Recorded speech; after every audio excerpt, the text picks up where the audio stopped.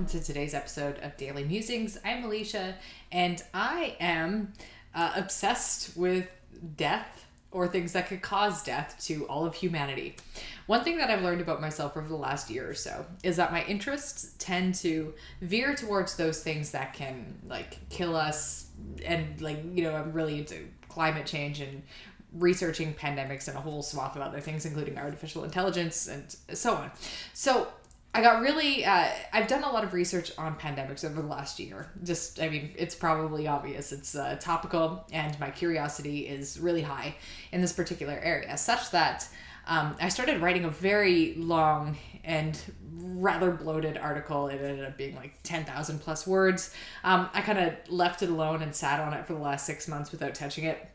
And I'll bring it back to light because I do want to share some of the ideas that I was having and that related to, what the future of pandemics is. But one thing that I was having a lot of fun reading about, I don't know what this says about me that I'm having a lot of fun reading about this, but I was having a lot of fun reading about the basically the 10 worst pandemics in history. So that's what I'm going to share with you today. Just a little bit of an informational thing. I think it's super, super interesting, very morbid, and again, topical. We're all in the middle of a pandemic, so what better time to talk about pandemics, right? So a couple things about this list that I've created. So this list is not based on outbreaks. So for example, with the Black Death or the bubonic plague, there have been multiple outbreaks of it throughout history. But I'm not listing every individual outbreak.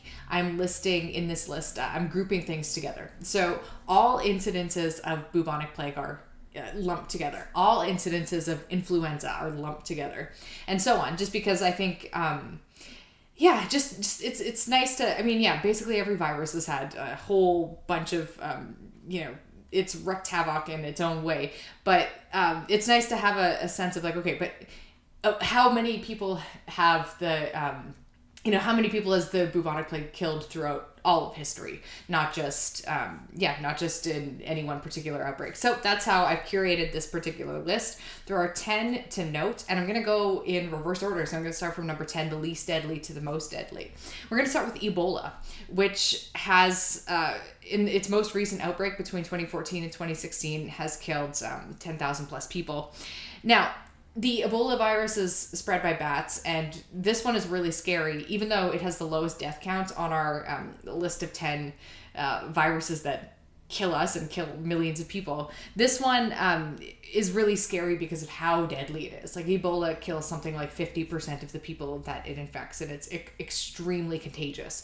So, and it's recent. It's something that every one of us probably remembers, and it's still an ongoing concern. So that's number 10.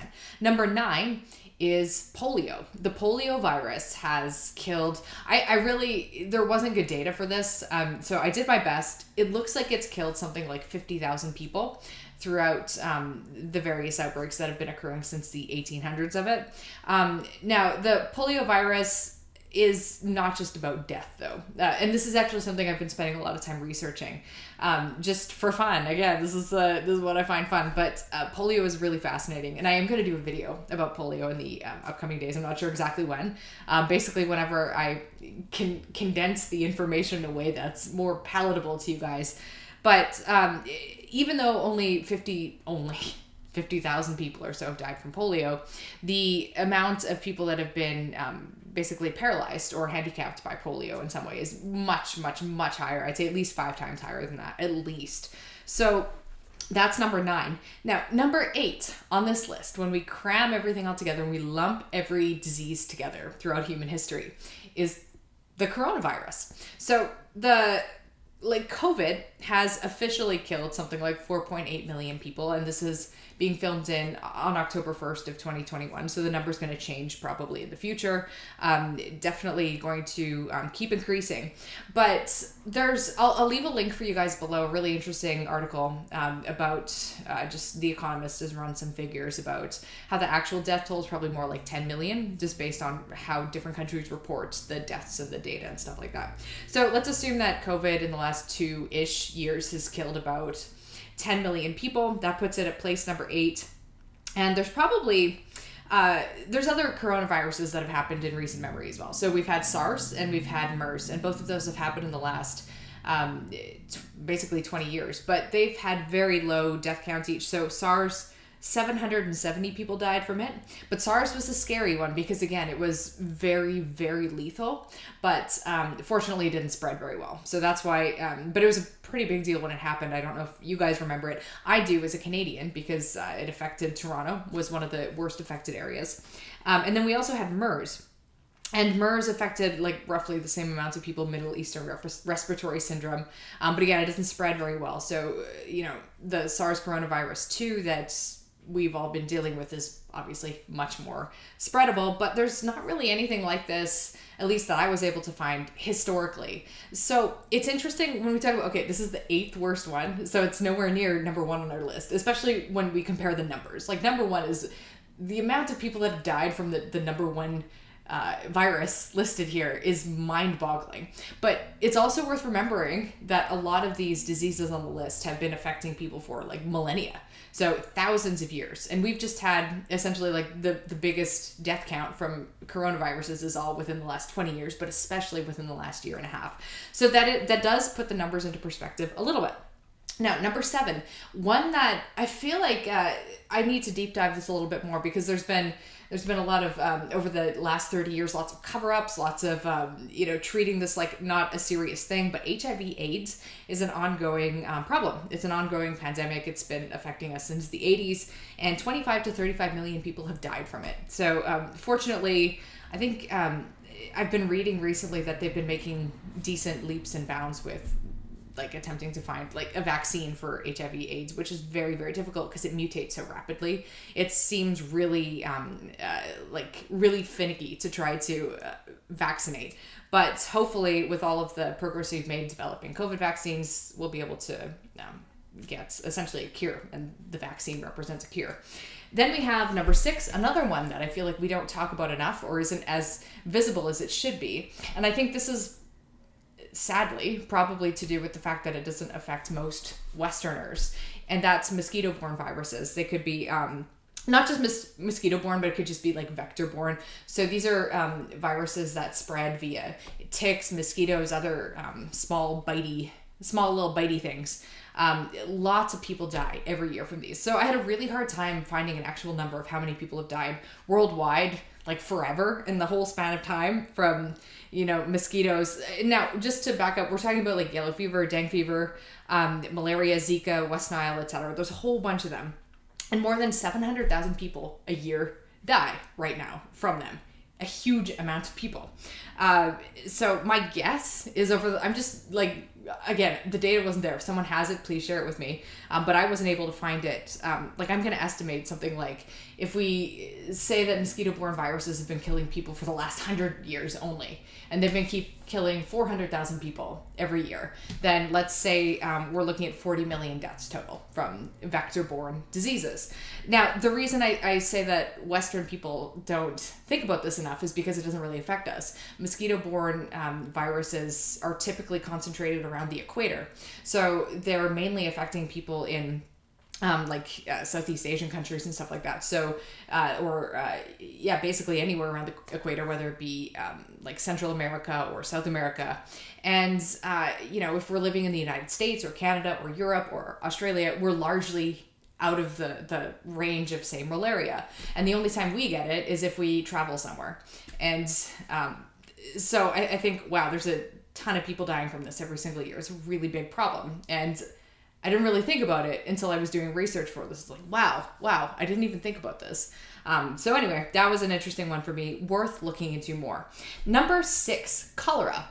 There have been a ton of different cholera outbreaks over the years. Really fun story about John Snow, who discovered cholera in around 1850. But I won't get into that right now, but that's worth Googling if you're interested. I just think it's funny that his name was John Snow. Something like 40 million people have died from cholera over the years, but this is still ongoing as well. So people are still dying from cholera nowadays. Something around the lines of, it really varies from year to year based on outbreaks, but we're looking at like 30,000 to 130,000 people dying from cholera every single year. And cholera is think infected water and things like that. So it's not a virus in the sense of like a coronavirus. You sneeze, you pass on the virus to someone else. But with waterborne viruses like like mosquitoes and cholera and stuff like that. It's more about sanitation, and that improves the situation for people. Number 4, influenzas. There's been a whole bunch of these. Now, the most destructive, deadly influenza in recorded history is the Spanish flu that occurred between around 1918 to 1920. Really, really crazy stuff. Now, this is most of our ancestors, like, so my grandparents weren't even born yet. So this is before most of our time. It happened 100 years ago, but most of us don't know people who have lived through this. But we know people who've lived through other influenza epidemics, and so one would be the Asian flu in the 50s. You had the Hong Kong flu in the 60s. And then we had swine flu around 2009, 2010. So we have had influenza outbreaks recently, and when I've been doing the research on this, the one that I'm the most afraid of for future pandemic potential are the influenza viruses. So like, something in the H5 series could really, really mess us up. But that's a whole other conversation. So going back to the Spanish flu in 1918 or so, 40 to 50 million people died worldwide. So this was in modern enough history that we have really detailed accounts of what was going on around those times. Really harrowing. I'm not going to get into it right here, but really, really dark stuff for being in our recorded history. Because a lot of these things, like the bubonic plague, for example, one of the biggest outbreaks of the bubonic plague was in the 14th century. So we have recorded details about it, but it wasn't. The record keeping was different, and we don't have the same depth of information that we have for something that happened only a year ago. So in recent memory, absolutely the worst thing, the worst pandemic that we've had for a very, very long time. So influenza, basically the flu, right? So the one that hit in 1918 was the H1N1, and that was actually swine flu that came back around 2009. It was H1N1 as well. Now, they speculate one of the reasons that it didn't hit us so bad in 2009 is because maybe we had some kind of lingering immunity from 100 years ago. I don't know too much about that. But then the Asian flu in 1957 was H2N2. And then a variation of that came out 10 years later. It was the Hong Kong flu, H3N2. And about 1 million in each of those outbreaks died. So influenza, really, really uncool. It's killed somewhere in the ballpark of 50 million people since 1918. Then we're getting into the top 3 now. So this is where we're getting into like mind-boggling amounts of people dead from this. The Black Plague. So bubonic plague is number 3 on our list, which is surprising because I think most of us perceive this as the worst pandemic or pandemic because it did affect the globe at various points. It's spread around. But it's actually, it's only number 3 only, but somewhere between 500 to 200 million people died. And this is over the span of a lot of years. So there's been various outbreaks of the bubonic plague since Roman times. So for the last 2,000 years, maybe even longer. So the worst outbreak that I mentioned before was in the 1300s. And something like the 25 to 60% of the entire population of Europe died during this plague. It was spread by bacteria. So this wasn't a viral thing. It wasn't like it wasn't like COVID in that sense. So this is one that doesn't have... Actually, there are still cases of bubonic plague. It still happens, but we can treat it now. I think I can't remember, something like 3 cases in the United States every year or something like that. But we've largely eradicated it, thank goodness. I mean, we had the plague of Justinian was a really bad one with bubonic plague back in the year 541. Something like 50 million people died in that. That was the first big outbreak of it. And then, of course, the one in the 1300s. And then we had the third plague, which was the third really big bubonic plague breakout, which killed about 15 million people in China, Mongolia, and India. And there were, came around in various waves in between that as well. So that's number 3. Lots of people. Now, number 2 is measles. So between roughly 1855 and 2005, measles is estimated to have killed about 200 million people worldwide. So that's a huge span of time. But it's actually it's not like the bubonic plague, which is, it's like 1,000 years plus. This is a time frame of like about 150 years. It's largely like the main reason that measles has been so deadly is when us Westerners, where measles has been endemic, bring it over to new places and infect the indigenous people. So we've killed a ton of people all throughout South America, Mexico, the United States and beyond, just from people from Spain and other countries traveling over and bringing their diseases with them. The vast amount of measles deaths has come from that. Because measles in Europe, so when something's endemic, it just means that it's been around the block enough times that most people have a natural immunity to it who were born in those places. But if you're living in a place where measles has never happened to you before, you have no immunity to it, it's going to kill you. It's going to be really, really bad. So, there's a lot of problems with the settlers and the 1600s and Christopher Columbus and all that. I mean, I'm sure you guys know the stories, but yeah, we were real bad with our diseases and killing people with our diseases. So, really uncool. Now, measles actually still affects people, and it still kills a lot of people. And unfortunately, the number of people dying from measles is actually increasing as opposed to decreasing. Now, most of these we're eradicating, or we're working on eradicating, or we've already eradicated. But with measles, it's so contagious that you need something like 90 to 95% of people to be vaccinated against it to maintain herd immunity. And unfortunately, there are small pockets of people in small communities that don't achieve that number of vaccination, whether they're against the vaccinations for whatever reason. It's not for the reason of science, that's for sure. You're seeing measles outbreaks in these communities with lower levels of vaccination. So it's still a problem now. And the problem is more about misinformation. Now, moving on to number 1, smallpox, the worst pandemic, basically the worst virus of all time, is smallpox. And the really good news about smallpox is that we've eradicated it. It's a massive achievement in public health that we've managed to get rid of it. So first of all, the short of it is 500 million people over throughout human history have done, 500 million people, no big deal. That's a mind-boggling amount of people. If there are 7 billion people on the planet right now, that's what's 1/14? That's 10% of the population. Am I doing good math right now? I can't even tell. It's a lot of people. And in the times where smallpox was killing people, the world population was obviously much smaller. So, thank goodness we've totally eradicated it. There have been various outbreaks of smallpox throughout human history, just like the bubonic plague and others that are worth mentioning. There was a big one in Japan in the year 735, and we had the Antonine plague that killed 5 million people around the year 165, and many, many more.